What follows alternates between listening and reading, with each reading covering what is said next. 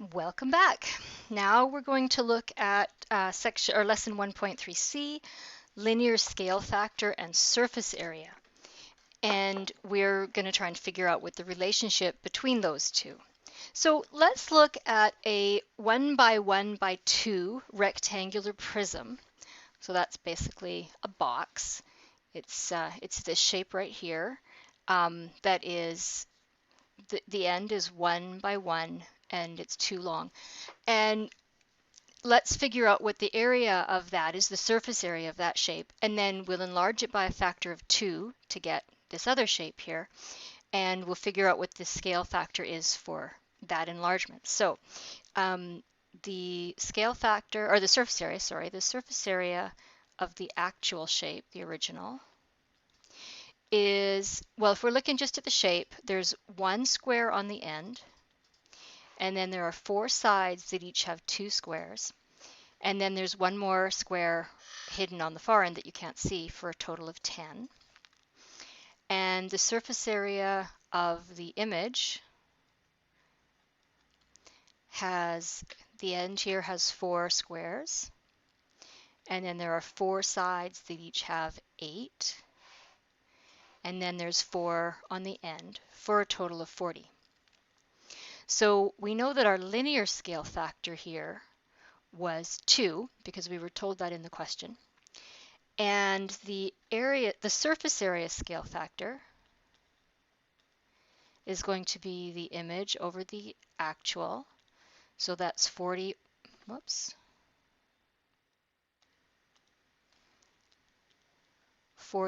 over 10, which equals 4.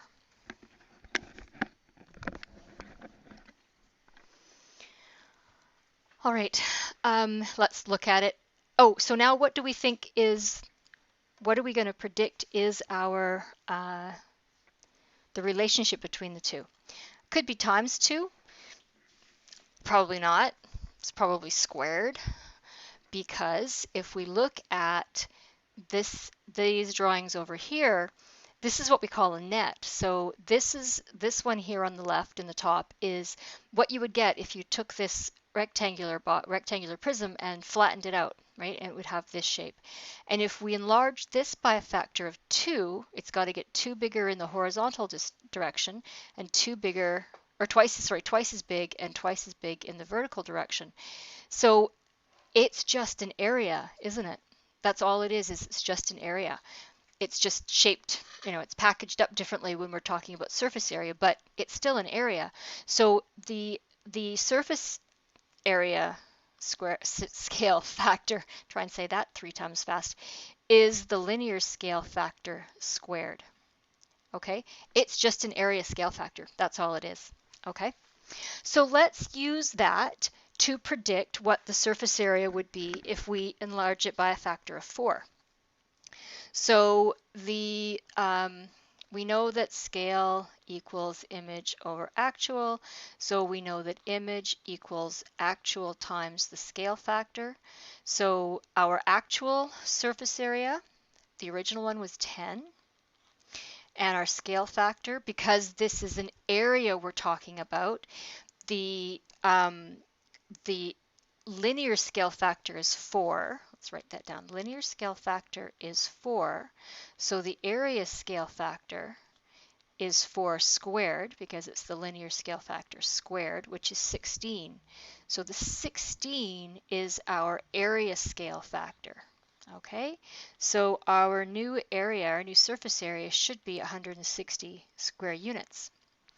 Let's look at the drawing and see if that works. We've got 1, 2, 3, 4 times 4. We've got 16 on the one end. And then there are 4 sides that each have 4. 1, 2, 3, 4 times 1, 2, 3, 4, 5, 6, 7, 8. So there are 4 sides that are each 4 times 8 squares. And then we have 16 squares on the end. And if you add that up, that does come up to 160. Yay! Okay, and you could also count that up here if you wanted to. This is the same thing, but you can see from the drawing that each square in the original drawing becomes 16 squares in the enlargement. So it's got to be 16 times as big, the surface area. Okay. So what did we discover about the relationship between linear scale factor and surface area scale factor? What we've discovered is that the surface area scale factor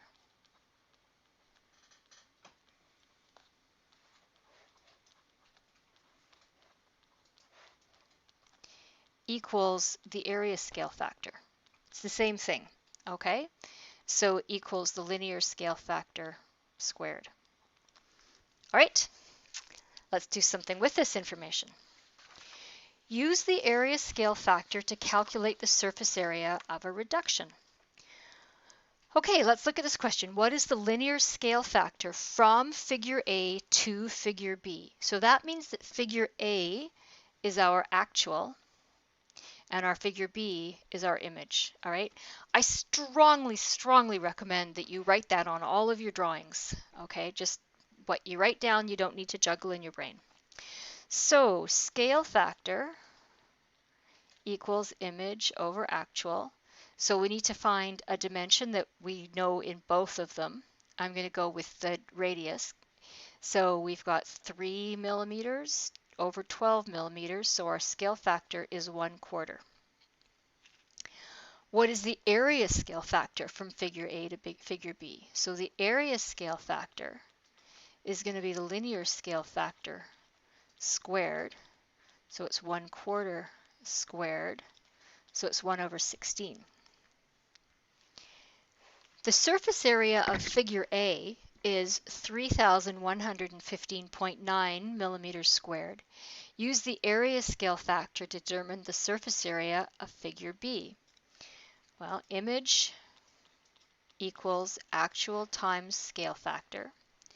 So that is going to be 3015.9 times 1/16, which equals 188.49 millimeters squared. Okay? And I didn't need the formula of a cylinder to figure that out, although I'm going to use it now. Surface area of a cylinder. I'm going to use that now to check that my answer was correct. Okay, so there's the formula. The surface area of a cylinder is 2 pi r squared, and that is 2 times the area of a circle. So that's the top and the bottom, the ends. And 2 pi rh is the area of the side of the can, like where the paper would be in a soup can. So let's use that formula. So surface area equals 2 pi r squared plus 2 pi rh equals 2 pi times the radius is 3 squared plus 2 pi times 3 times 7.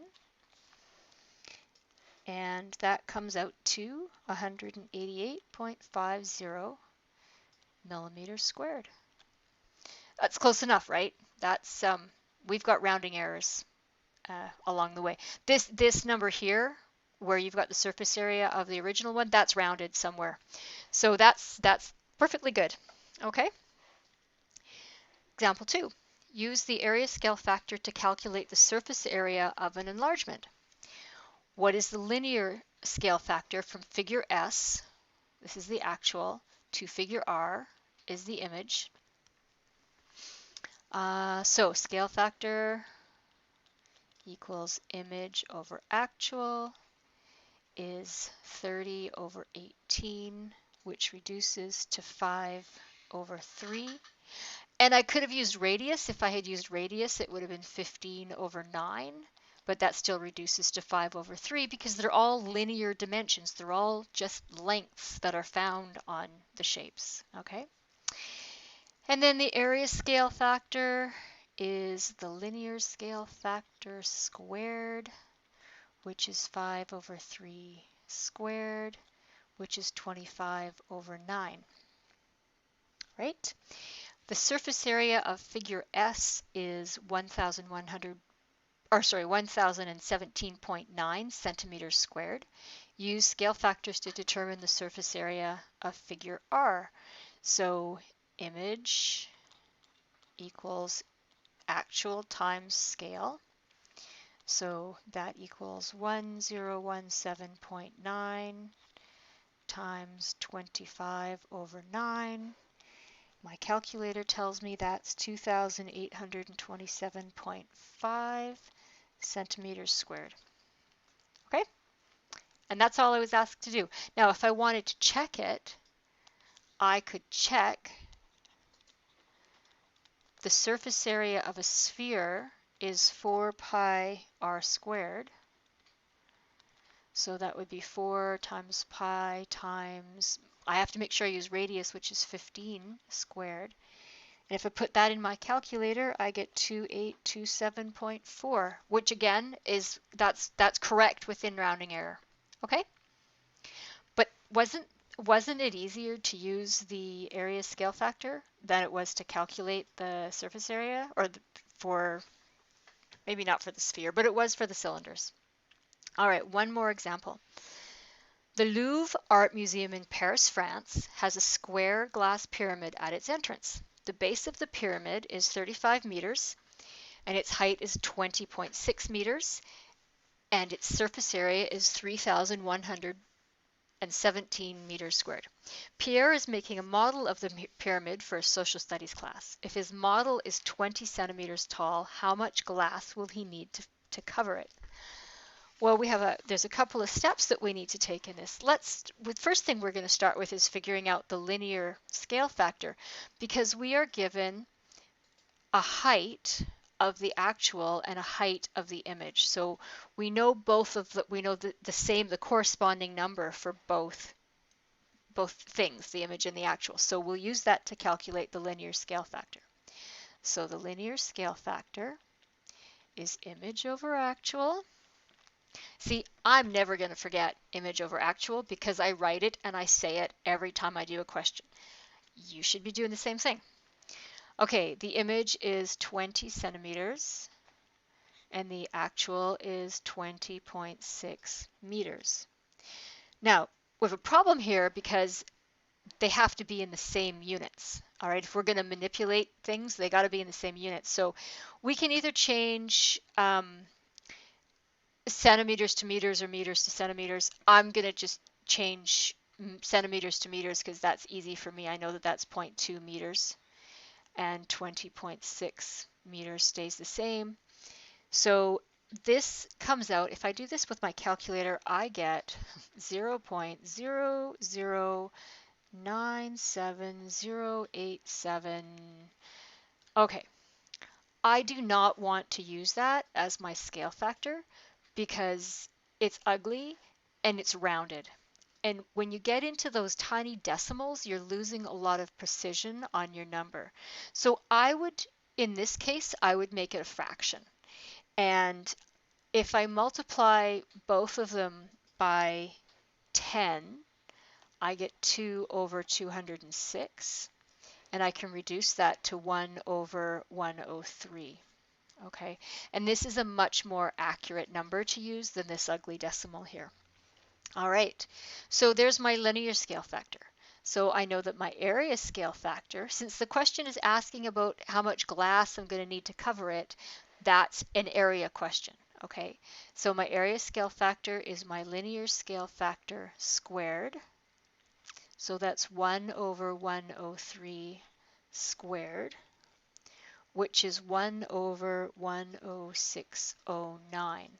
All right, and if we had squared this number, it would have so many zeros in front of it. It would be such a small decimal, we would lose all kinds of precision.